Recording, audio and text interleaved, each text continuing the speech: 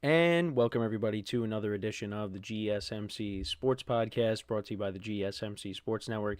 As always, I'm your host, Kenneth Gruenfelder, and it's great to have you guys here on this Thursday, April 10th.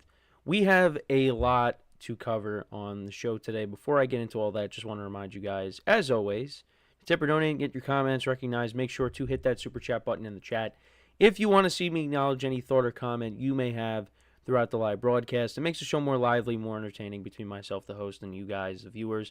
We appreciate you guys' viewership each and every day, so any contribution you can make to the show means the world to us as we put out content for you guys each and every day. And also, the other way to help out the show is by going to the link at the bottom of the show segment on the ticker, GSMCPodcast.net.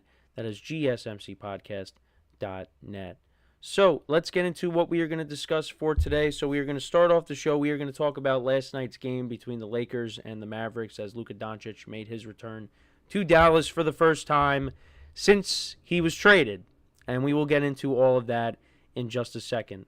Some NFL topics on the show today. We'll talk about the quarterbacks that have changed teams this offseason, so the main ones.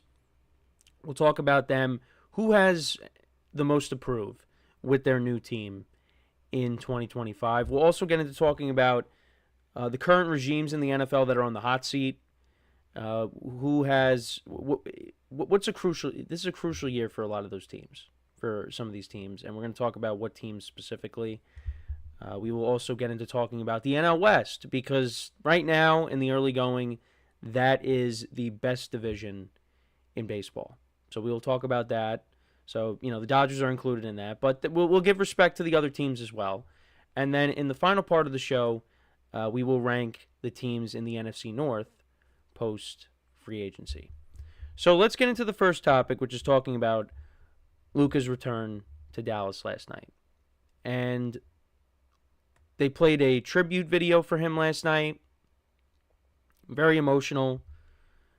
He was in tears watching it.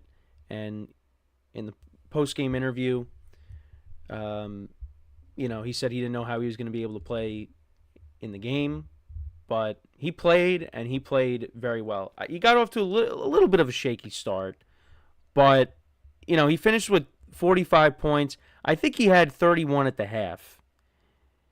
Yeah, he had 31 points at the half in 18 minutes. And it was weird because every time he had the ball to start off the game, the crowd was cheering, even when he scored. Now, there were a lot of Laker fans there last night, so they also were playing a role in that, but every time he touched the ball, the crowd was cheering in the early going. And the Fire Nico chants were in full force last night. When he checked out for the final time last night, Fire Nico was going crazy. The Fire Nico chants were going crazy. And he was there, Nico Harrison, and I give him a lot of credit for going to the game and being in the arena for that. But it was crazy. I don't think you've ever seen something like that before.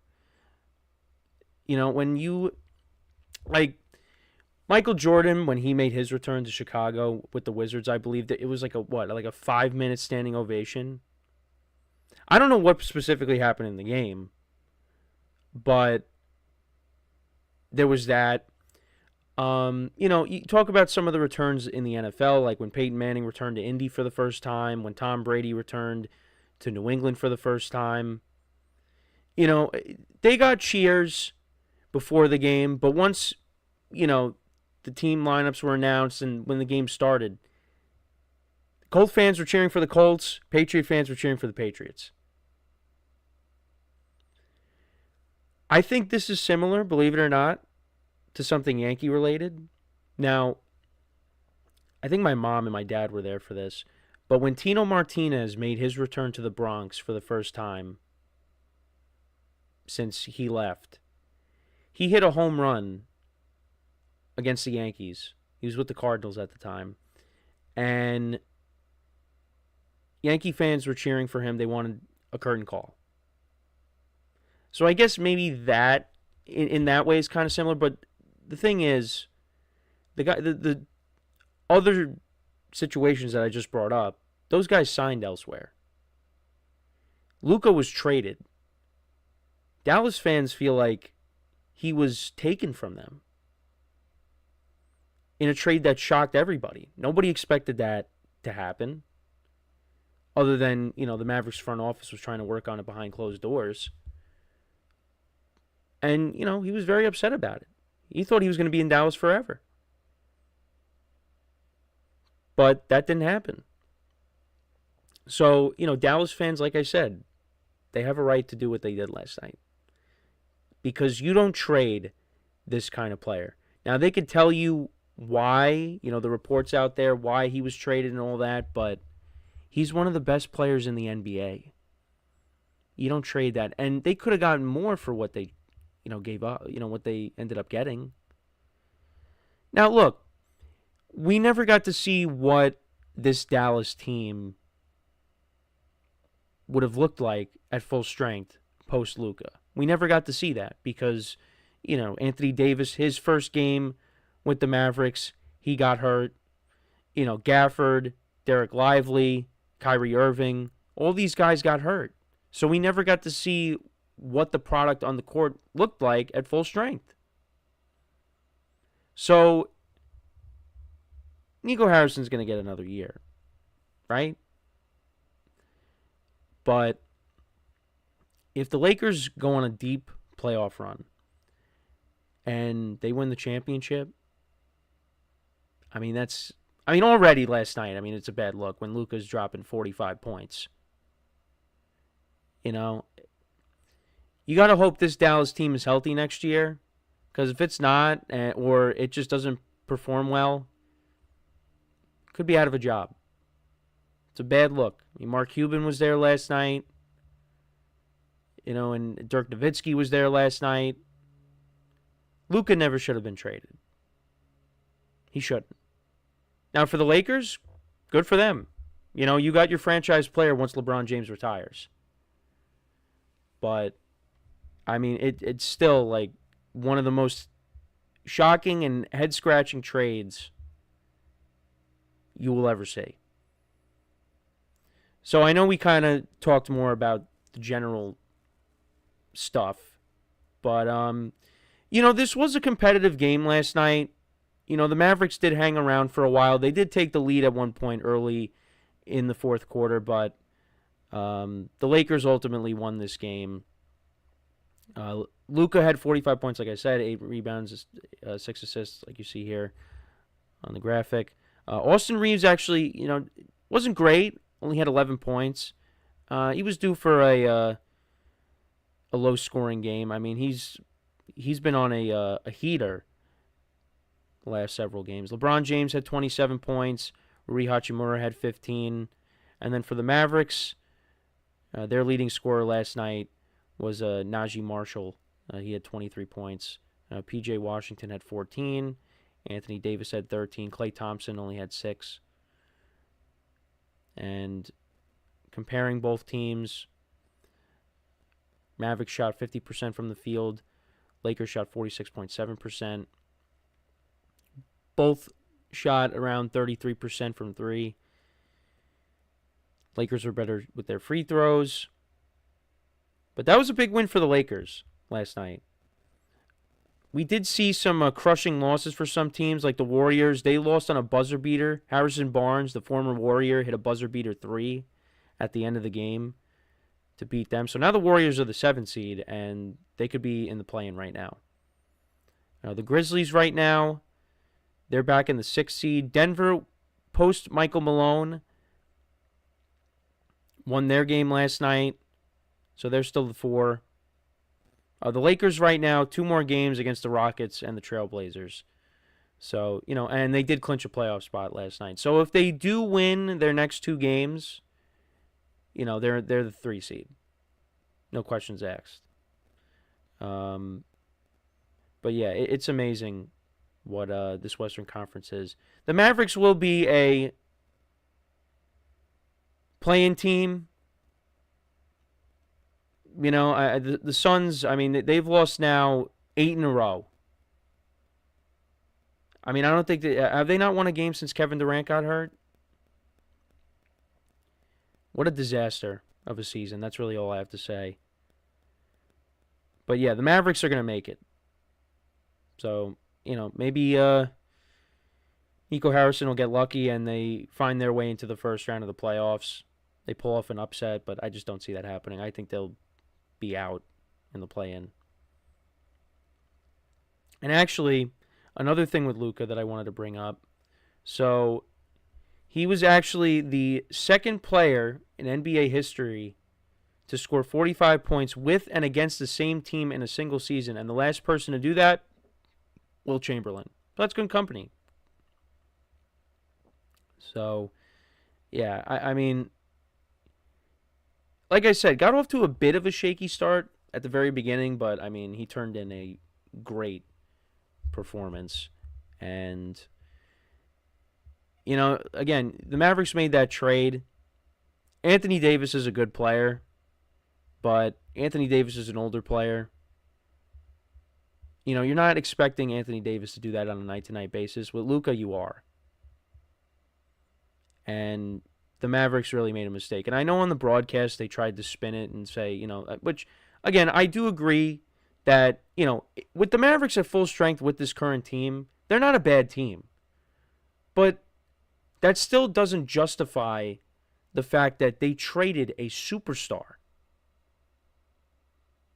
So that's really my thoughts on it. But yeah, Lakers get the win last night. They clinched a playoff spot. They went out. They basically have the 3 seed.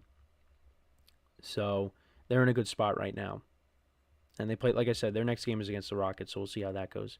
But let me know what you guys think about the game from last night. What were your thoughts on it? Let me know in the comments. So we are going to take our first break of the show now.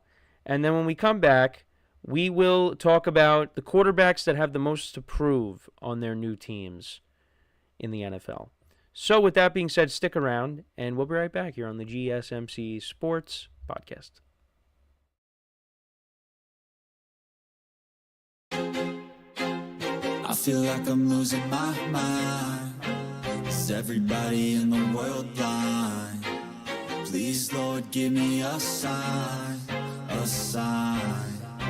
I feel like I'm losing my mind. Is everybody in the world blind?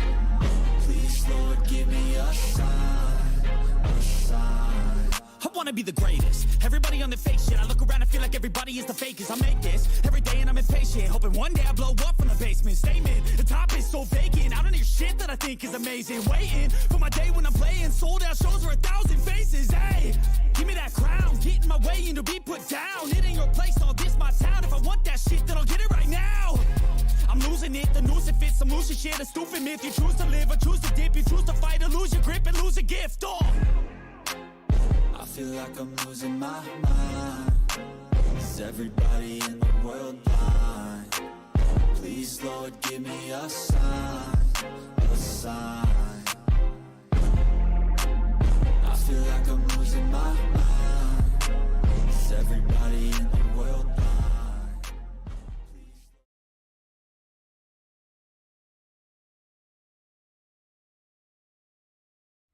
All right, and we are back here on the GSMC Sports Podcast. And for the second part of the show, we are now going to talk about the quarterbacks that changed teams this offseason and who has the most to prove on their new team, on their new squad.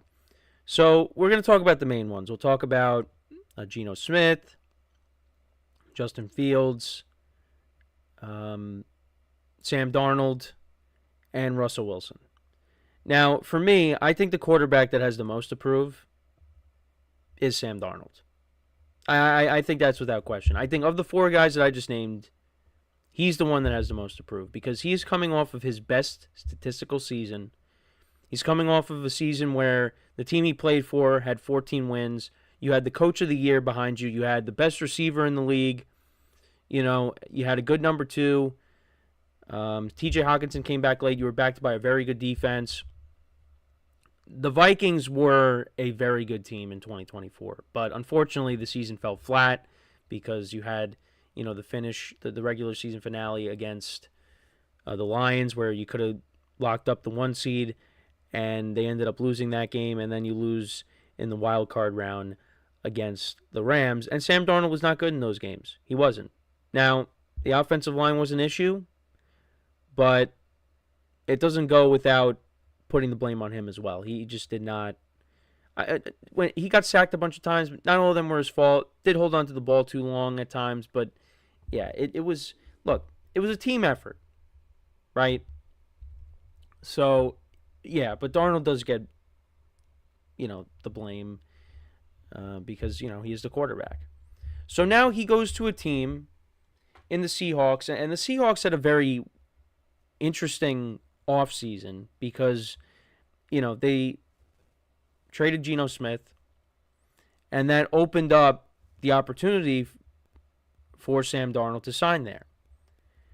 And the Seahawks did craft the contract in a way that, if Darnold doesn't play well up to par, then they could, end up, letting him go. So it's a 3-year deal, $100.5 million. But in reality, it's a 1-year, $37.5 million deal with the team held option for 2026 and 2027. So yeah, if Darnold is not good, he's gone after 1 year. But I think this is, he's got a lot to prove here because now, you're going to a team that's not as good as the one you were on previously, not as loaded. You go from Kevin O'Connell to now Mike McDonald, who, look, the Seahawks won 10 games last year in his first season. So, you're not going to have Kevin O'Connell there. And I will say, though, the division is a bit weaker. It's not as loaded as the NFC North, and we'll talk about the NFC North later in the show when we do our post-free agency rankings. But he has a lot to prove. And Jackson Smith and Jigba and Cooper Kupp, those are your top 2 targets. Now, I don't think that's bad. I think that's solid. I don't think it's as good as what he had over in Minnesota. But you have those 2 guys combined with the running game of Kenneth Walker and Zach Charbonnet. I mean, that's good. The one thing is, and this has been a problem for the Seahawks in recent years, and it was a problem for the Vikings towards the end of the year, especially on the interior, is the offensive line. The offensive line could be a problem. And like I said, we saw towards the end of the year, those last 2 games that the Vikings played, the offensive line could not hold up. Couldn't. And if Darnold is under pressure a lot, it's not going to work. He's got to be protected. He's a quarterback that really cannot deal with constant pressure. Can't do it. But you know what? Not a lot of quarterbacks can. I mean, we saw the best of the best in the Super Bowl have basically no protection and couldn't do anything, really, for most of that game until garbage time. So I think out of the quarterbacks that have changed teams, he's the one that has the most to prove.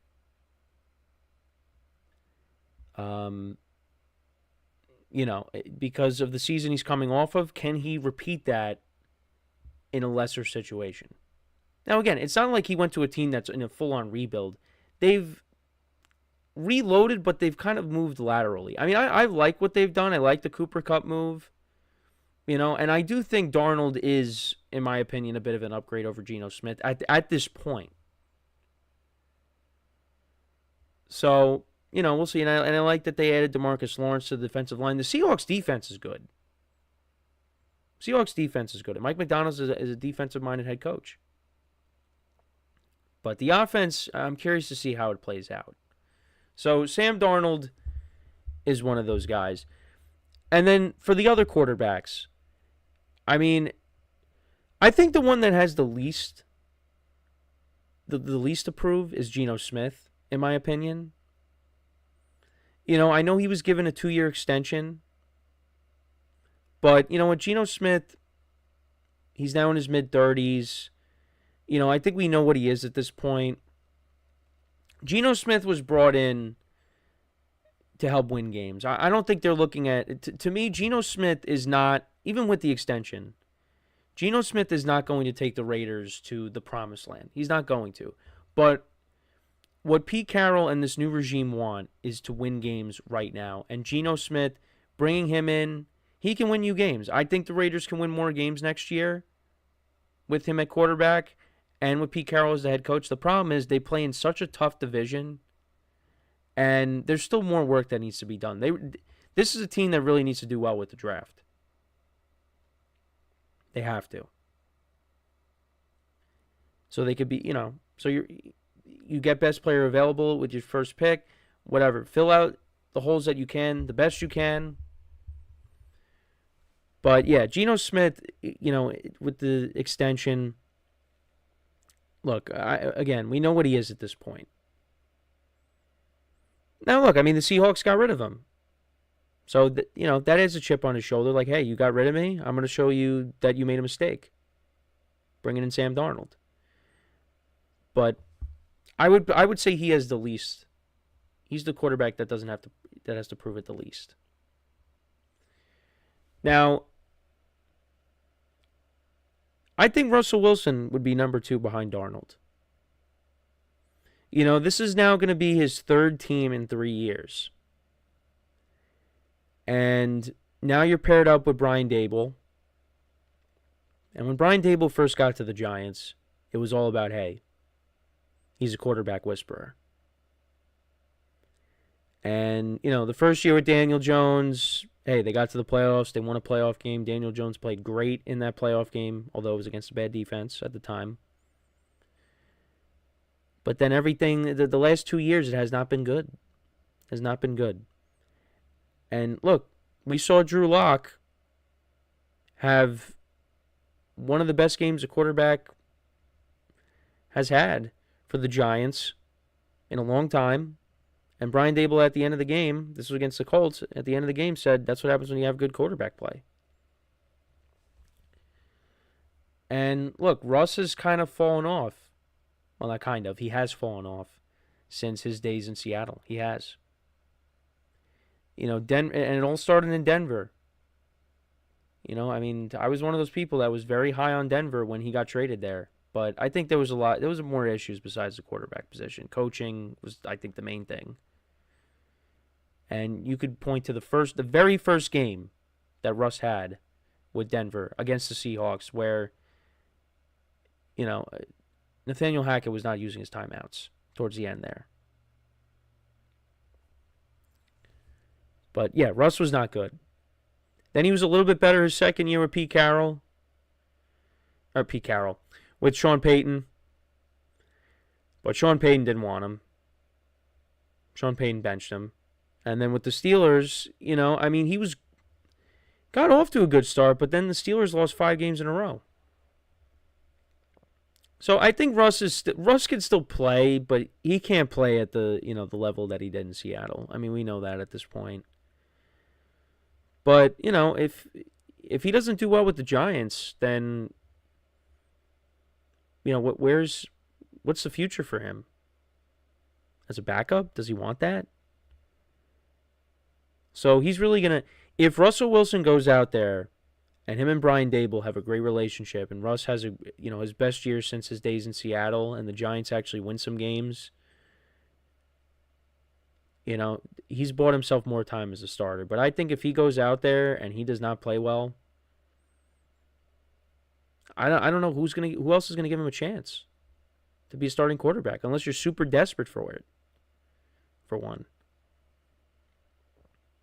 he visited with the Browns. Could it be like last year? He visits with the Giants, but then he signs with the Steelers. This year he goes back to the Giants, and they sign him. Yeah, well, he visited with the Browns beforehand. Could it be a scenario where next year he goes to the Browns?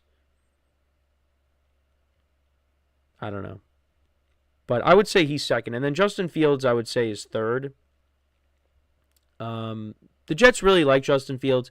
Look, the Bears, we got to see, what he could do a little bit. But, and then, with the Steelers, I thought at times he looked good. But, I think he's still limited with what he can do. But yeah, I think he does have something to prove with the Jets. The Jets are giving him an opportunity to start. Supposedly they really like him. And, there's nobody, Tyrod Taylor is there, but, he's there as a backup. Justin Fields is a starter. And this Jets offense is going to be different than what we saw last year. You got a mobile quarterback now. And they're going to be probably a run-first team. They got several running backs on the roster. You got Justin Fields who can run with it as well. And they're going to utilize that. And then, mix in some passes to Garrett Wilson. Let's see. Let's see what happens. But, this could also be, for Justin Fields, his last shot to be a starter. I think for him, he had to end up in the right situation. The Bears was not a great situation for him. The Steelers was, but, then they benched him for Russ. I would have liked to have seen what he could have did over the course of a full season as a Steelers starter, but we didn't get to see that. But now he's with the Jets. And, look, the Jets could turn out to be a good situation.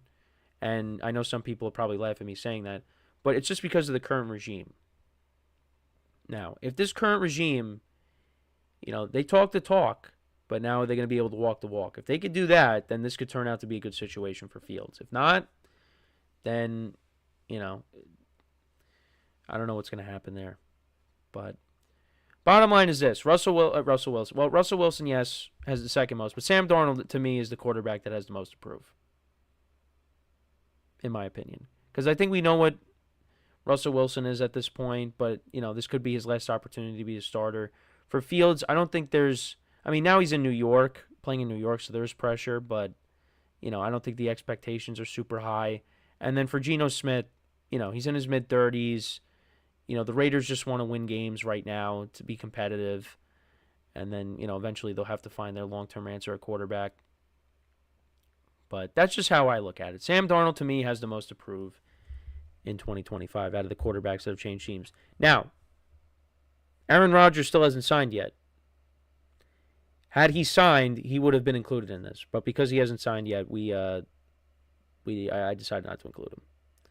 So let me know what you guys think. What quarterback that changed teams this offseason has the most to prove? Let me know in the comments. So before we go to break, just want to remind you guys once again, to tip or donate, get your comments recognized, make sure to hit that super chat button in the chat. If you want to see me acknowledge any thought or comment you may have throughout the live broadcast, makes the show more lively, more entertaining between myself, the host, and you guys, the viewers.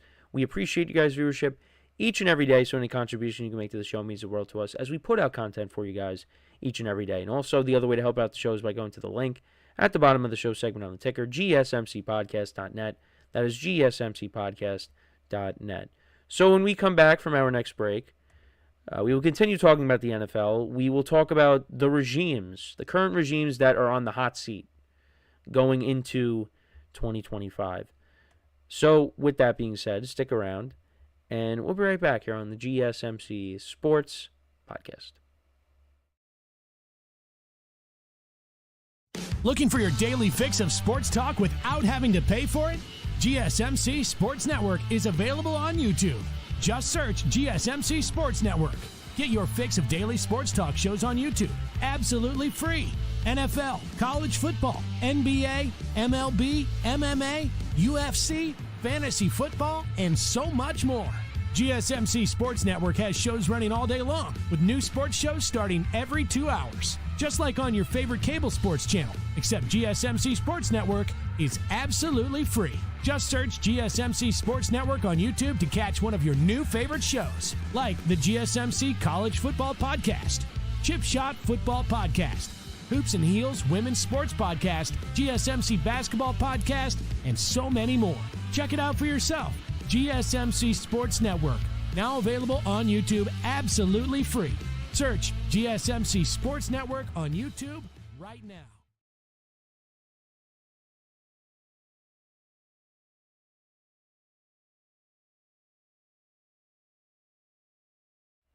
And we are back here on the GSMC Sports Podcast. And for the third part of the show, we are now going to talk about some of the current regimes in the NFL under the most pressure to improve. Who's on the hot seat, really, is what we're talking about here. And there's definitely several. Mainly, I mean, the number one is obviously, the team that I root for, and that is the New York Giants. That is a regime that is under a lot of pressure to do well this season. Because, I mean, you go to the end of the year and you hear what the owner's saying, they got to get something done. And it's kind of hard for them. I think no matter what happens, I think they're going to be gone. I just don't see a scenario based off of the schedule. I just don't see it. I don't see the Giants doing well in 2025. And that is going to lead to yet another coaching and general manager change. I mean, maybe with Brian Dable and Joe Shane, their backs against the wall, they surprise us. I mean, we still got the draft, right? And I think what's going to end up happening is Travis Hunter is going to go to Cleveland, and I'm not happy about it because that's what I want. I want to add more offensive talent to the Giants. They need it. But listen, if they take Abdul Carter, so be it. But yeah, the Giants have the draft. And if they can knock this draft out of the park, maybe. And look, if they could win, if they could be competitive, if they can get into December and they are still playing meaningful football, then maybe Brian Dable and Joe Shane have bought themselves more time. However, if they have another year, which I think could happen, because of the schedule. If they have another year like they did last year, they're gone. They're gone. That is the team that has the most pressure right now. Now, some of the other teams, you take a look at the Dolphins. What have the Dolphins done in the Mike McDaniel era? They have not won a playoff game. They've gotten to the playoffs, but that's it. That's it. Now, part of it has to do with Tua being hurt, Tua's health. And they took a bit of a gamble on giving Tua that contract. Because already it didn't pay off. Because last year, again,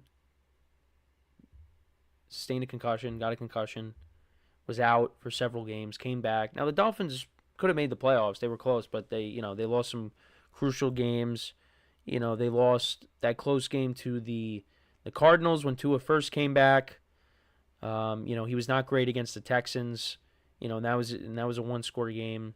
They lost to the Bills late in the year on a game-winning field goal by Tyler Bass. They just missed out on the playoffs. And had Tua been healthy the whole year, that would have been a playoff team. But you're now going into, what is this now? This is year 4 with Mike McDaniel. Like, we need to see results here. Because the previous 2 years, you made the playoffs. First year, okay, backup quarterback. Although they did put up 30 points, but they still lost to the Bills. And then they had no chance to beat the Chiefs. They had none. None. Like, you knew the Chiefs were winning that game. You knew the Dolphins had no chance. And now they just didn't make the playoffs at all. And, the quarterback play when Tua was out was not good. You had Skylar Thompson come in, and he got hurt. And then, you had Tyler Huntley playing, and he wasn't really that good. And, I think Tim Boyle played a little bit. Now they signed Zach Wilson. So if Tua gets hurt, Zach Wilson is going to be the quarterback for the Dolphins. And they got a lot of talent on offense. The defense has been a bit of an issue. So, yeah, I think this... Look, if the Dolphins finish with a bad record, they don't make the playoffs. I don't even... I think even if they make the playoffs, if they don't win a playoff game, I think you seriously got to consider change of coaches. Really do think that. Again, this is year 4. The Dolphins took a step back last year, again, because Tua got hurt. Let's see what happens this year. If Tua could stay healthy the whole year, let's see where they finish. But I think if they miss out on the playoffs and Tua's healthy the whole year, I think you got to make a change. You have to. I think a couple of the coordinators old coordinators from the Eagles, I think there's some pressure there. The Colts, with Shane Steichen and Chris Ballard, those guys, I think this is a crucial year for them. They kind of took a step back last year. Anthony Richardson didn't take that next step. They brought in Daniel Jones. I think we'll see Daniel Jones at some point during the year. We're going to see that. But, there's pressure on the Colts. You got the draft. You got to improve that defense. And they did that in the offseason. They signed an edge rusher. They signed, actually, no. Did they sign? What did the Colts do this offseason? I know they signed Charvarius Ward. They did lose some guys on the offensive line. But I think it comes down to the quarterback play, honestly. Yeah, they signed guys in the secondary. Ward, Cameron Bynum, Corey Ballantyne. Yeah, no, I was thinking of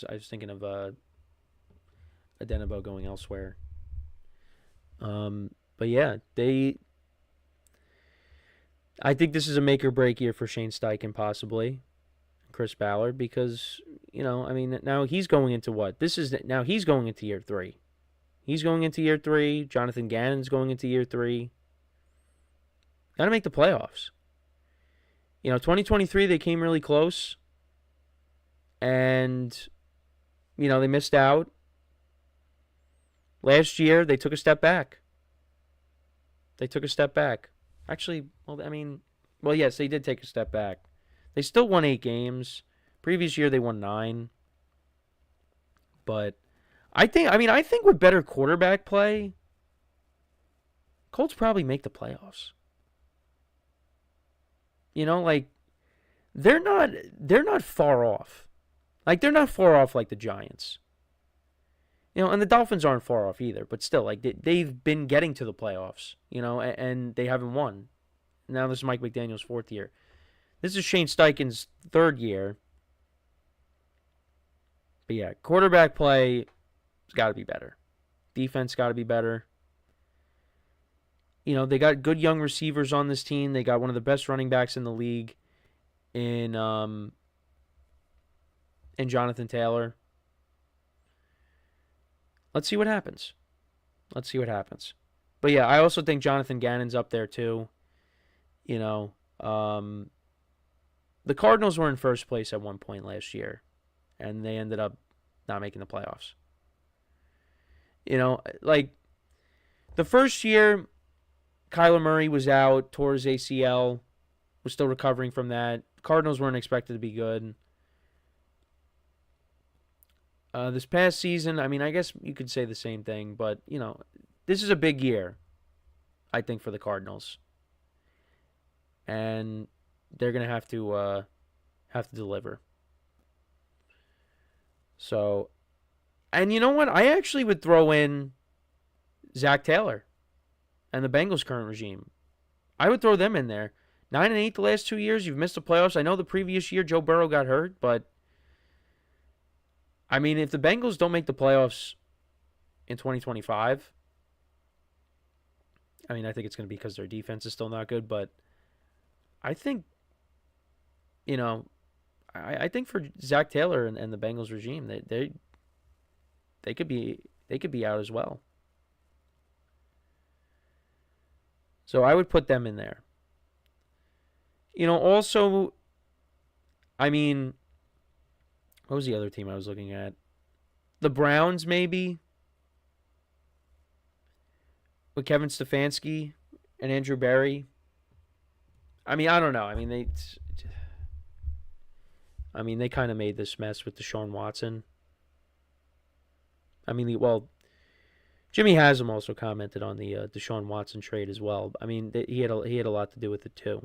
But I mean, the Browns, they won 11 games in 2023 and then complete opposite in 2024. They only won 3. So, you know, it's a possibility that you have another year like you did in 2024. They could be out. But I do think, like, for the Giants and the Dolphins and the Colts, I feel like those are the teams. I mean, especially the Giants. They have to do well this year, because if they don't, they're out. And I don't. And I think the playoffs wouldn't be good enough.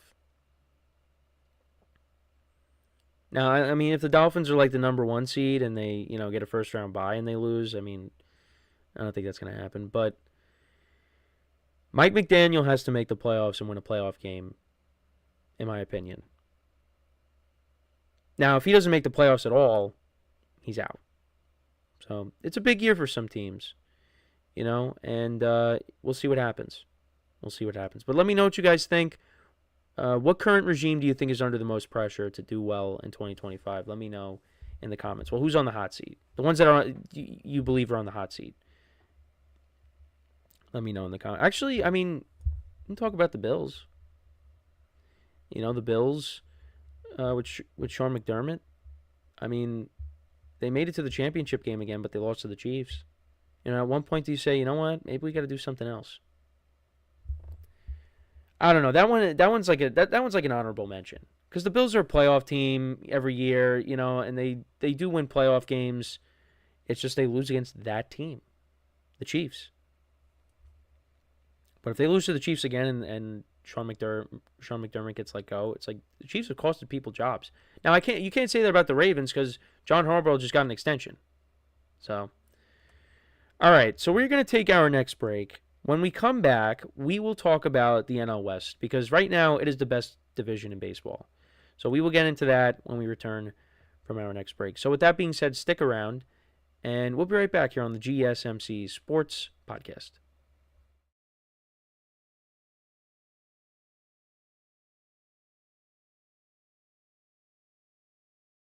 For the best and latest podcasts available anywhere, go to the podcast app on your cell phone and type in GSMC to access free content-rich podcasts on health and wellness, book reviews, sports, entertainment, relationships, social media, movies, technology, finance, and even weird news. Subscribe and download the GSMC Podcast Network's family of shows, available everywhere podcasts are found.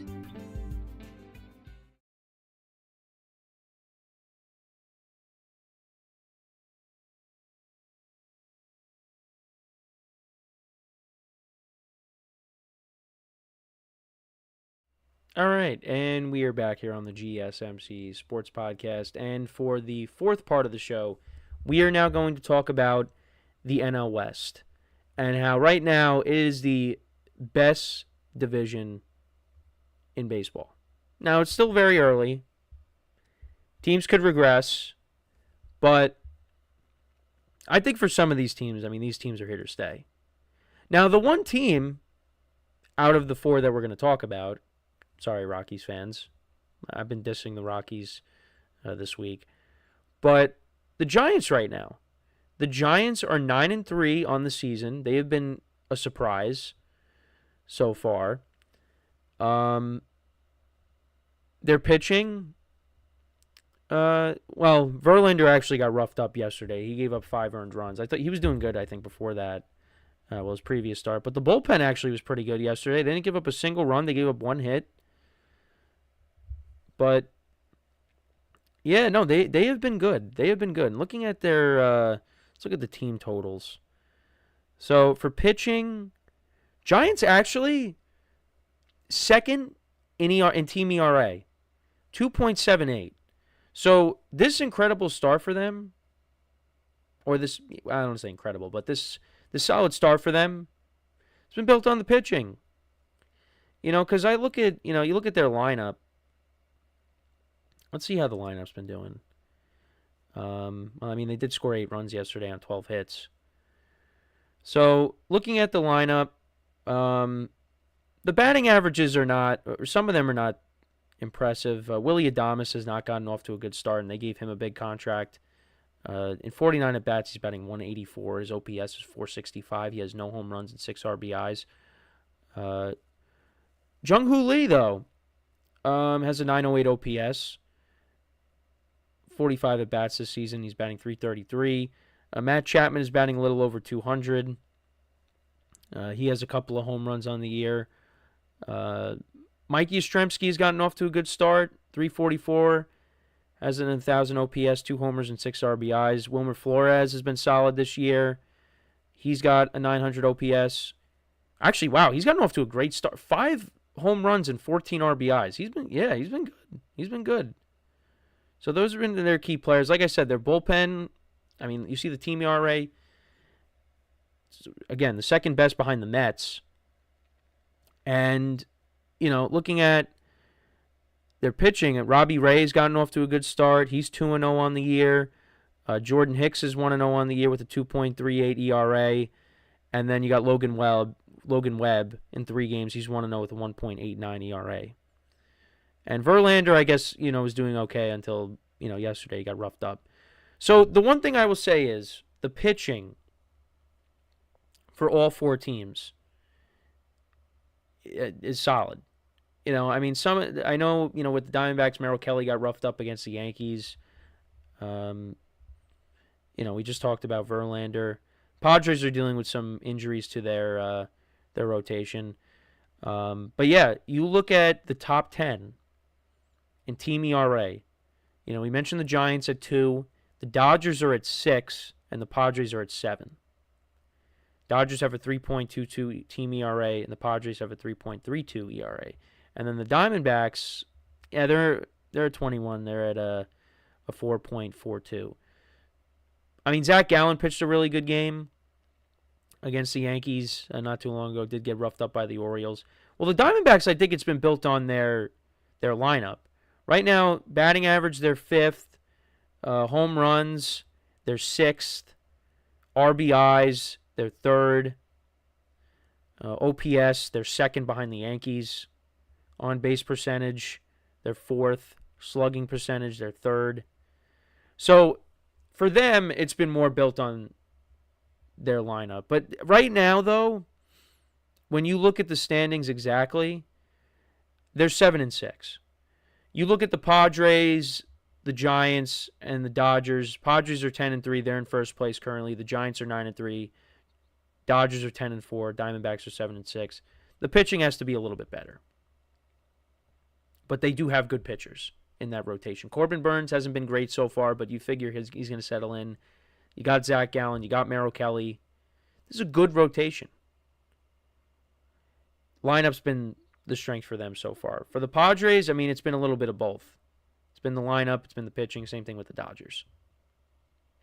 Dodgers are a little banged up right now. Freddie Freeman hurt, and obviously Blake Snell going on the IL doesn't help. They lost 2 out of 3 to the Nationals.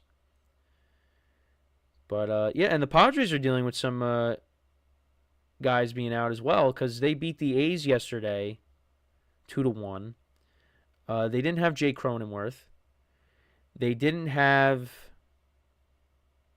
no Tatis. They were missing some guys. No Jackson Merrill. But they were able to get the win.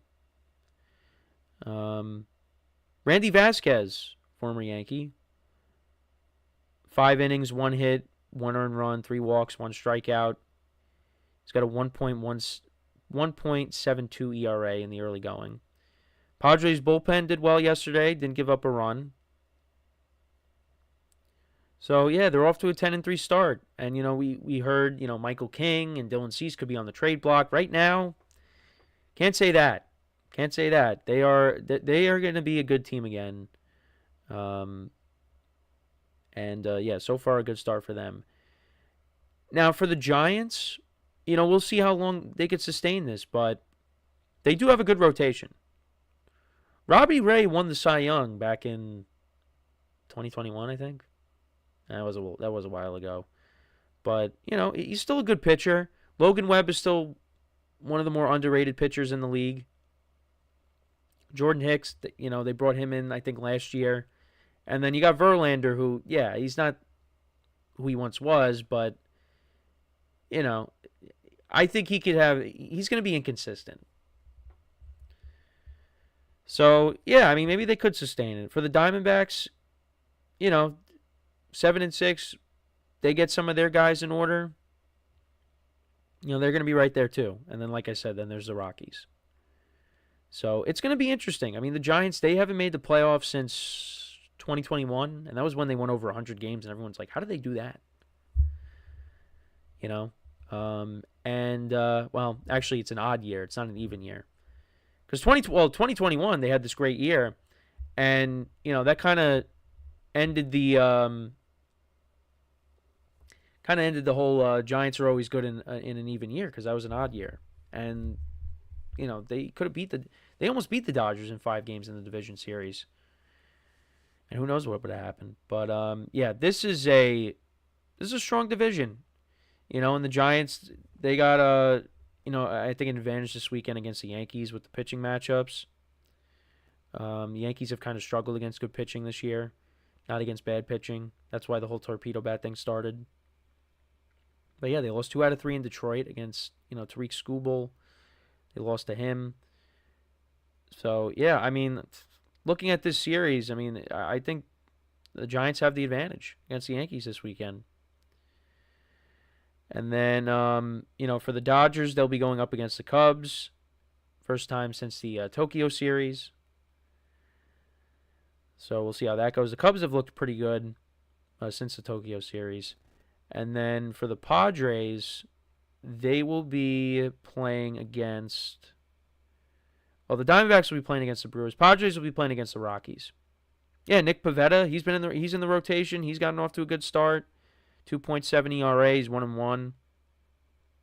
So, yeah, I mean, these teams have, for the most part, they have good lineups and they got good starting pitching.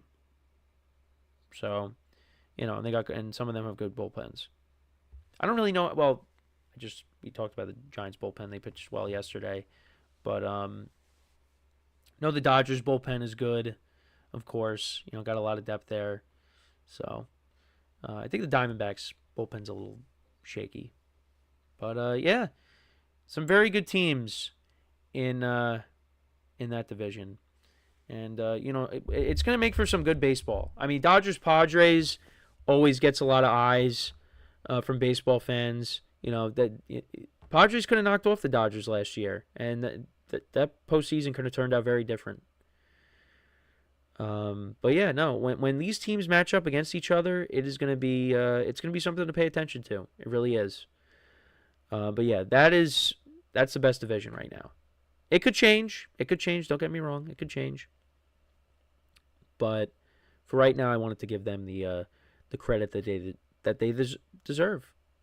I mean, ultimately, I think the Dodgers are going to win the division, but it's not going to be a cakewalk. And, good pitching is a good equalizer to good hitting. And I think these teams, I think the Diamondbacks, especially for me, I think out of the other teams, I think they have the best rotation. I think that's the pitching that could keep the Dodgers at bay, and, and they got a good lineup too. The Padres, they got a good lineup. They're not whole yet with their rotation.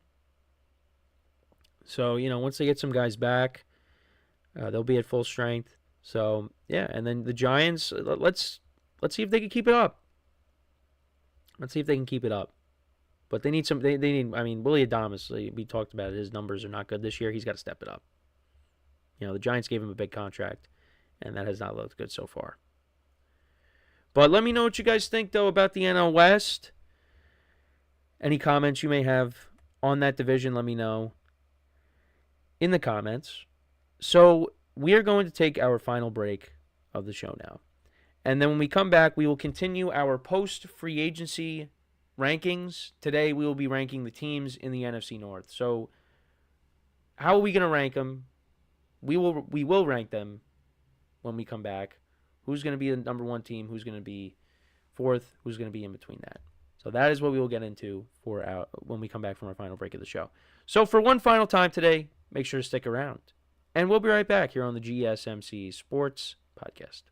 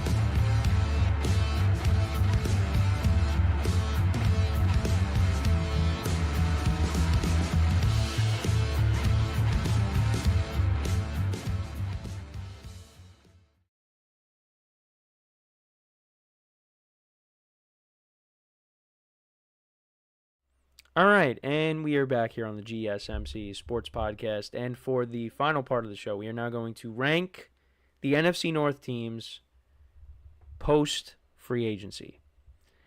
And this division is very hard to rank. I think it's very hard to rank. Because you have to put a team last.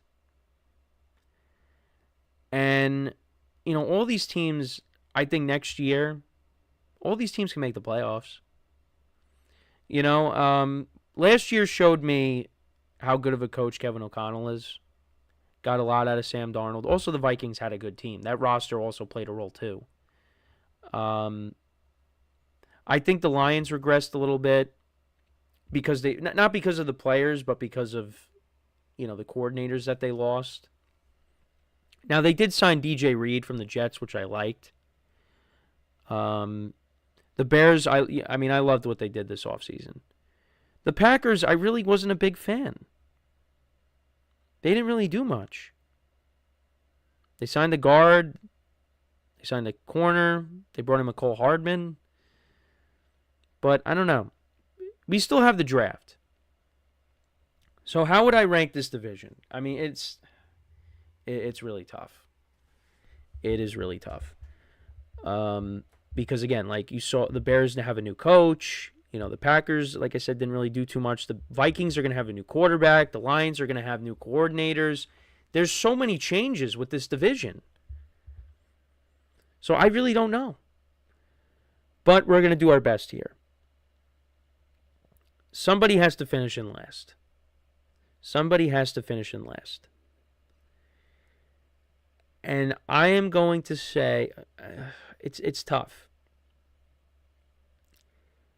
I am going to put the Chicago Bears at 4. I said I love what they did in the offseason. They improved the offensive line. They improved the defensive line. Ben Johnson is now the head coach. Now you expect Caleb Williams to take this next step, this big leap into year 2. But we got to see it to believe it. Now, I thought, towards the end of last year, he showed improvements. Now we'll get to see with better protection and better coaching what he can do. But I got to see it. So I have the Packers at 3. And I just said I didn't like what they did in the offseason. But I still got to give them the respect that they, in my opinion, deserve. Because, now Ben Johnson's a first-time head coach. All right, Matt LaFleur has been with this team since 2019. And you know what? I didn't know how he was really as a coach until Aaron Rodgers left. And you know what? He is a good coach. He is a good coach. Because the Packers looked like in 2023 they were going to go nowhere. And then Jordan Love got hot. They played well towards the end of the year. They won a playoff game. You know, they made the playoffs last year, but, like, they got bounced out early. I mean, no one was beating the Eagles. No one did beat the Eagles. Jordan Love also wasn't healthy. But I think this Packers team is still a good team. And we still have the draft. For a lot of these teams, we still have the draft. But, you know, this Packers team, they still won 11 games. The Bears, they got to make a big jump. Now, as my microphone, I knock into my microphone and it starts jumping. The Packers, you know, Jordan Love, let's see what happens next year. It's a big year for him. If he was banged up last year, if he could stay healthy, I think we'll see a better version of him. They ran the football well effectively last year. You know, and if you can get better protection, and also the defense is, I mean, I don't think the defense is bad. I think it's a decent defense. And they finally figured out their kicking situation with McManus. I mean, let's see what he does in year 2 now. But I still got to put the Packers ahead of the Bears. Now, the Bears played the Packers really tough last year, and they won the last game of the season. And to be honest, I mean, you know, I kind of like the Bears, you know, skill position players a little bit better than the Packers. But Josh Jacobs is the best running back out of what the Bears have. Josh Jacobs is better than DeAndre Swift. We'll see if the Bears get Gentry. Imagine that. I don't think so. But the Bears, I think, could definitely take a quarterback. That definitely, or quarterback, running back. But I'm still going to give the Packers the respect. I'm going to put them at 3, although I don't feel great about it. At 2,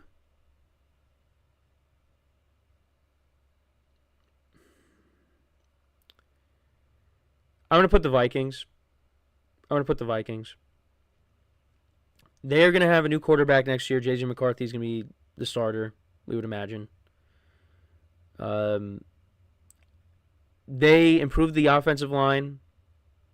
They added to the defensive line, added a couple of interior guys, Jonathan Allen and Javon Hargrave.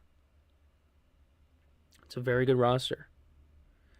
And Kevin O'Connell got a lot out of Sam Darnold last year. Sam Darnold had a very good year. And I think J.J. McCarthy, look, we got to see what he's all about, but he's stepping into a very good situation. And I think, you know, with what he has around him, he should be able to go out there and be successful. And if not, well, then the Vikings have to find a new quarterback. But, you know, I think he could succeed with what he has. So, yeah, and the Vikings won 14 games last year. Didn't expect that. I don't think they're going to win that many games again. Might be a little bit less, but I still think this is probably the second best team in the division. You could say it's first with the roster. I think they have the best overall roster. But I am still going to give my respect to the Lions. Even though they lost their coordinators, both of them, that could be an issue. But I'm still going to give them respect. I mean, they got talent all over the place. Aiden Hutchinson's going to be coming back, and you hope he's healthy. You know, and on offense, they got a solid offensive line. Jared Goff played well last year. They got one of the top receivers in Amon-Ra St. Brown. The running backs, Montgomery and Gibbs. Jameson Williams took a step forward. Sam Laporta. They still got the talent on this team. And you know what? They still got Dan Campbell. And Dan Campbell could figure this out. You know, it was a disappointing finish to their year. Don't get me wrong. But they dealt with a lot of injuries. And that came back to bite them in the playoffs. Also, Jared Goff, you know, turning the ball over was a problem too. But, you know, I still got to put them at 1. Still got to put them in 1. Again, it was very hard to rank these teams because, again, you got to put someone last. And, you could make an argument for a lot of these teams, for these teams. You could put the Packers last. The Bears, I mean, you can move them up to 2. I mean, there's a lot you could do. But this is going to be, the games next year in the NFC North are must-see TV. Seriously. Because every team could be a playoff team in this division. Seriously. Every team could be a playoff team. It's the best division in football. I was saying it constantly that it was the NFC North. Now it's or the AFC North. It's the NFC North. NFC North is the best division in football right now. So yeah, I got the Bears still in 4th, Packers 3, Vikings 2, Lions 1. Now I think the Bears are going to win more games, but I don't know. I feel funny ranking them ahead of the Packers right now. Because yeah, I love what they did. But they got to prove it. Packers got to prove something too. Jordan Love's got to prove something. The receivers, someone's got to step up. They got to get the passing game has to look better next year. It does. So that is my opinion on that. But that is pretty much it for the show for today. Thank you guys for tuning in. Tomorrow we will cover. I think we'll go with the division rankings. We'll talk about the NFC South. The NFC South we'll do next, and then Monday we'll start. We'll do the NFC West, and then the remaining days we'll do the divisions in the AFC, and then that'll be it. And then the following week is draft week. Can you believe that? Yeah. And that's going to make April fly. But, yeah, so that's what we're going to be doing next week with the final segments here. NBA playoffs are coming up.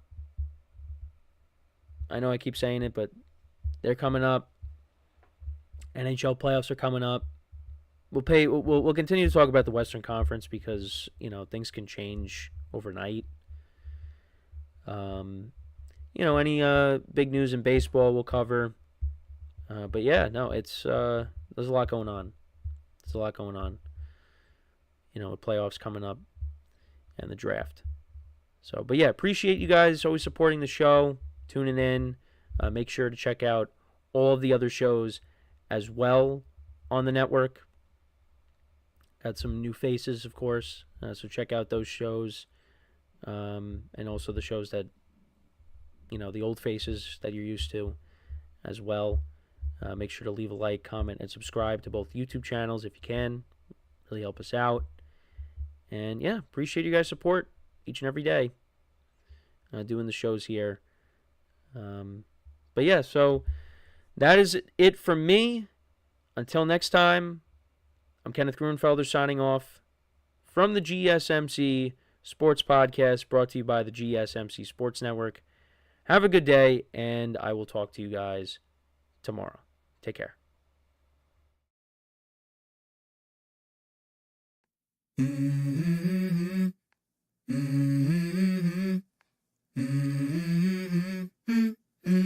Let's go. I wake up to a little bit of drool on my pillow, feel like it's gonna be a bad day.